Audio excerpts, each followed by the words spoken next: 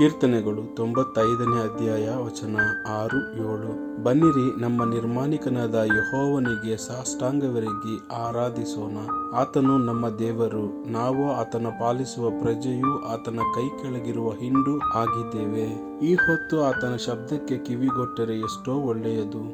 Psalms chapter 95 verse 6 and 7. Come, let us bow down in worship. Let us kneel before the Lord our Maker. For He is our God and we are the people of His pasture, the flock under His care. Today, if only you would hear His voice.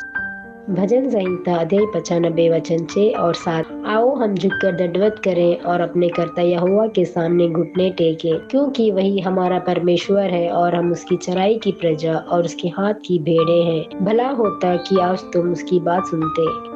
சங்கீதம் 95ஆம் அதிகாரம் 6-7 வசனங்கள். நம்மை உண்டாக்கின கர்த்தருக்கு முன்பாக நாம் பணிந்து குனிந்து முழங்கால் படியிட கடவோம். வாருங்கள், அவர் நம்முடைய தேவன், நாம் அவர் மேய்ச்சலின் ஜனங்களும் அவர் கைகளுக்குள்ளான ఆడుகளும் ఆమె.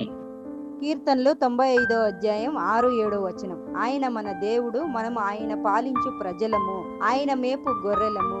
రండి, నమస్కారము చేసి సాగిల పడుదుము, మనలను సృష్టించిన యెహోవా సన్నిధిని మోకరించుదుము. నేడు మీరు ఆయన మాటను అంగీకరించిన ఎడల ఎంత మేలు.